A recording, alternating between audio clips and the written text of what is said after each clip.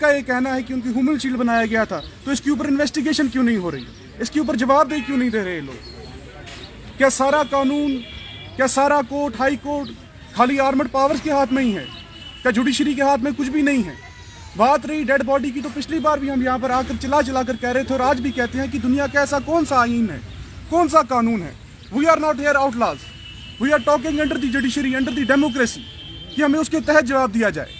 हम ईरान की, अमेरिका की या पाकिस्तान की कॉन्स्टिट्यूशन के अंदर बात नहीं कर रहे, हम इंडियन कॉन्स्टिट्यूशन के अंदर ही इनसे बात कर रहे हैं कि अगर आज हिंदुस्तान पाकिस्तान की जंग हो जाए तो कानून ये है कि जो पाकिस्तान का सिपाही हिंदुस्तान में मारा जाएगा उसकी बॉडी वापस दी जाएगी, जो पाकिस्तान का सिपाही यहाँ मारा जाएगा उसकी बॉडी वापस दी जाएगी, जो वहां का सिपाही वहां मारा जाएगा उसकी बॉडी वापस दी जाएगी। क्या कश्मीरी आपको उससे ज्यादा नफरत है उन लोगों से? क्या आप उनकी बॉडी वापस नहीं कर रहे? ये कौन सा कानून है? आखिर एक कौन सी ह्यूमन राइट ऐसी आपको मिल गई है अपनी मर्जी से आप उसकी वॉयलेशन कर सकते हैं कि आप बॉडीज तक वापस नहीं कर रहे? जब लॉ एंड ऑर्डर की बात आती है तो पिछली बार भी अतर मुश्ताक के वालिद ने ये बात कही थी कि खाली 4 लोग, कोई जुलूस नहीं, कोई लॉ एंड ऑर्डर की प्रॉब्लम नहीं होगी, खाली 4 लोग जो हैं, 5 लोग उस टनल में होंगे, हमें बॉडी चाहिए ताकि हम उसकी आखिरी संवाद जो है वो कर सकें। 4 या 5 लोगों की बात की गई थी। इसमें कौन सा लोग कह रहे हैं कि हम बहुत बड़ी गैदरिंग करेंगे? लेकिन इतना सब कहने के बाद भी अगर बार बार बॉडी वापस नहीं दी जा रही तो हमें समझ नहीं आता कि ये कैसा नादरशाही फरमान है, ये कैसी डिक्टेटरशिप है। सिंपल सी बात है कि अगर किसी को आपके क्लेम पर यकीन नहीं है, पुलिस की बातें जो है, आर्मी की बातें, वो पत्थर की लकीर नहीं होती। अगर पुलिस और आर्मी सब कुछ होती तो फिर ये हाई कोर्ट, सुप्रीम कोर्ट, ये जुडिशरी एफआईआर क्यों होता? उनकी बात सच नहीं हो सकती। हमें उन पर अगर विश्वास नहीं है तो कार्रवाई होनी चाहिए, साफ सी बात है। अश्मीपुरा फेक एनकाउंटर हुआ, सब जानते हैं, शुपिन का वो मसला था। 3 नौजवानों की लाशें जो है बाहर निकलकर घर वालों को वापस की गई। तो आज अल्ताफ साहब को तो खुद आज मीडिया में कहा गया कि हमसे गलती हो गई, we feel regret for this. अगर दूसरी फैमिली है, डॉक्टर मुदस्सिर की फैमिली है, वो कह रहे हैं कि हमें जो है इन्वेस्टिगेशन करके दीजिए, और इतना क्लेम कर रहे हैं कि अगर वो कहीं पर मुलविस पाए जाते हैं तो हमारा घर जला दीजिए। तो अगर आपके पास सबूत है, आप सबूत सामने लाइए। हम भी नहीं चलाएंगे, हम भी मान लें कि हम गलत हैं, हम भी मान लेंगे कि हम गलत हैं।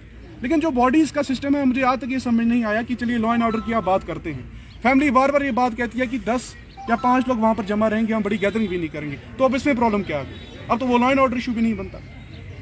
तो हमारा बार बार यहाँ पर आकर चलाने का यही मकसद है कि हम सारी दुनिया को ये कहना चाहते हैं कि इस पे जो है नजर दी जाए, इस मसले पे। ये कोई मामूली इशू नहीं है, लोगों की सेंटीमेंट्स जो है प्रोवोक होती हैं।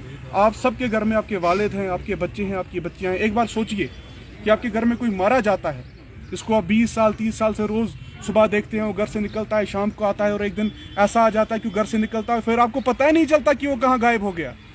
तो आखिर उन घर वालों की हालत क्या होगी? इस दर्द को समझिए। हमने यहाँ किसी ने कोई सियासी एक्टिविटी के लिए यहाँ पर नहीं आए हैं, हम कोई इलेक्शन कैंपेनिंग के लिए नहीं आए हैं। हम यहाँ इसलिए आए हैं क्योंकि एक शख्स सुबह अपने घर से निकला, वहाँ पर एक मुकाबला हुआ जिसमें उसे मारा गया, और फिर आप उसकी लाश तक वापस नहीं दे रहे। अंगद भाई, आपको लगता है कि कश्मीर का ये दौर जो जिसमें इंसान घर से निकल रहा है और शाम को लौटे या ना लौटे, इसका कोई भरोसा नहीं नजर आता? देखिए, ये तो हर एक के लिए है, ये हर एक के लिए है, किसी एक के लिए नहीं है, यहाँ पर हर एक के लिए है। और मैंने पिछली बार भी कहा था कि जब तक एक मुसलमान के मरने पे हिंदू बाहर नहीं आएगा, जब तक एक हिंदू के मरने पे सिख बाहर नहीं आएगा, जब तक एक सिख के मरने पे मुसलमान बाहर नहीं आएगा, ये मसले रिजॉल्व नहीं की जा सकते। आईजीपी साहब चेंज हो जाएंगे, रहना कश्मीर में अंगद सिंह को है, अल्ताफ सिंह को है। सीएम चेंज हो जाएगा, पीएम चेंज हो जाएगा, रहना कश्मीर में मुझे है। वैसे कश्मीरी अगर मेरे माशरे में ये सब हो रहा है, अगर मैं आवाज नहीं उठाऊंगा तो I am giving license to others kill me. If you talk about होकर सर का एनकाउंटर हुआ था जिसमें आपने फैमिली का सपोर्ट किया था for the sake of investigation, उनके घर वाले भी उसके यहाँ पे बाद आए, भी ये उन्होंने हुआ, प्रोटेस्ट किया। आईजी साहब ने बोला था कि हमने 60% एविडेंस जमा किए, हम मीडिया के सामने ब्रीफ